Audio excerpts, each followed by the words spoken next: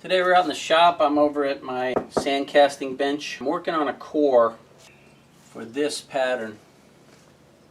This is a wooden pattern for a little 10cc 4-stroke engine I'm working on. It's the crankcase pattern. It has these two ears here for mounting, and it has a big boss on the front for a bearing, for a ball bearing. Problem I've been having with this casting is when I cast it, I just cast it solid without a core. I get this pretty serious sink here. You see that where the metal is sunk in? And usually that's caused when you have a thick area of metal and a thin area. So you have this thick area of the body here and then the thin fins. Or you could have the joint here between the crankshaft extension here, the nose, and the thick body. Quite different thicknesses, and that will cause shrink. Every time I cast this,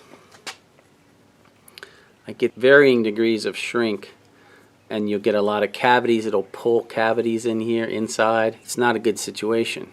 What I've decided to do is try to make a core.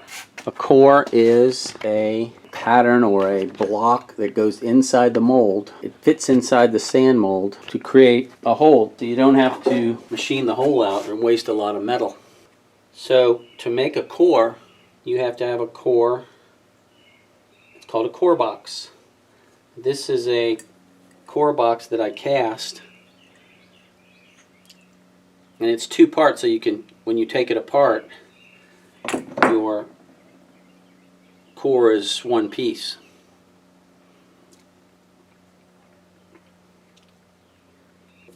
My cores are made playground sand that I've sifted. This is just playground silica sand that I've sifted to get all the chunks out, and then a mixture of some water and molasses. So I mix the water and molasses ahead of time and then add it to the playground sand and stir that in, and then I take with a tongue depressor, popsicle stick, spoon, and just pack it into the core box, close it up, clamp it together,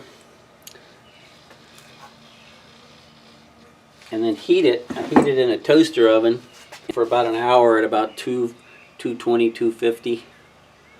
Then I take it apart,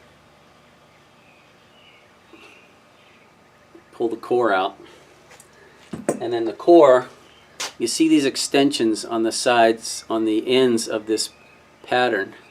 These are called the core prints. They make a print in the sand that this fits into. And then when I pour the metal, it won't go where this is, so I have a cavity there, a hole, and then this will turn real black and get charred and crunchy, so you can just crunch it out with like an old screwdriver or something. It'll flake out, and then I'll have a hole. So that's what I'm doing today. This is a two-part pattern. I'm going to ram it up 10 by 12 flask with a cope and a drag. The cope is the top part and the drag is the bottom part. Here's some Petrobond down here in this. It's kind of reddish in color. That's the oil.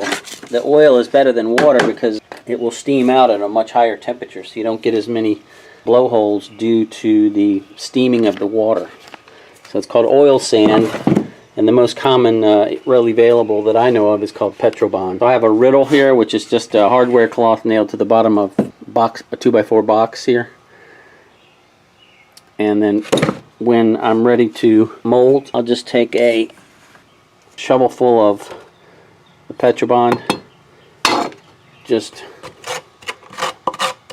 riddle, it's called riddle it, through screening a hardware, quarter-inch hardware cloth to get it uniform for pressing into the mold. This is a core for a cylinder pattern I did a while back. This was cored. You can see where it created a hole there. Here's a core pattern with core prints in it that was made by a friend of mine. It's very beautifully done. And here's the core for that. So that makes a crankcase for a little engine, little crankcase. So here's the pattern itself, and here's the core that fits in the pattern. So you can see the crankcase that makes is very thin. It's about 1/8 of an inch in thickness. And that actually works very well. To make that core, he also, my friend, his name is Bob, he also made me a core box out of some sort of resin. You can see how this fits. The core was made out of this core box. Same way I made the mold on this though, took it out while it was still damp and then heated it in the oven. And that makes a beautiful part. Core mold. If you're interested in doing some sand casting, there's a couple of books I can recommend. First one, The Complete Handbook of Sand Casting, C.W. Amen, A-M-M-E-N.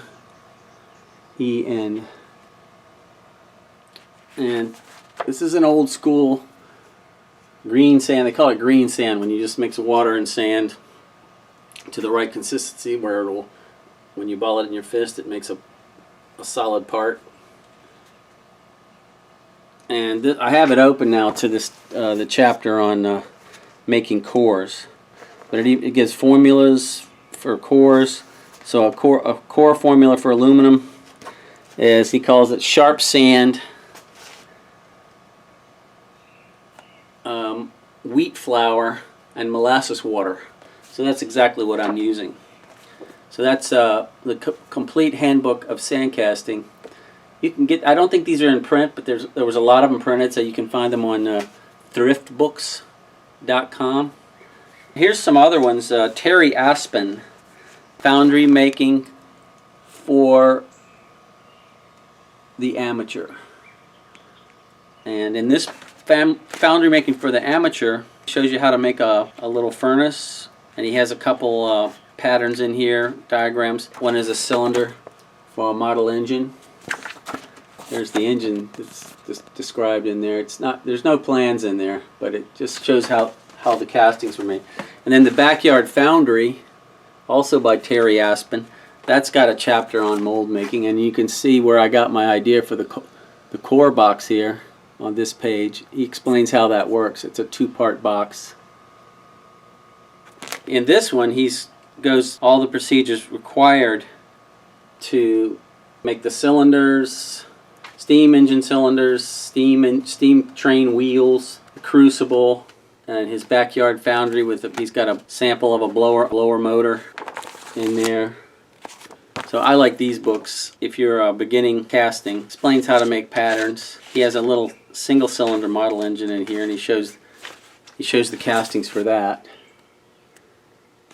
This was he made a match plate, I guess it is, for all the parts. So every time he wants to cast an engine, he has all the parts on one sprue. When you pour the metal in, it goes 1, 2, 3, 4, makes 4 parts. Here's the engine that he made from that. It's a 4-stroke single cylinder, first published in 1978. The Backyard Foundry by Terry Aspen. Most of these are out of print.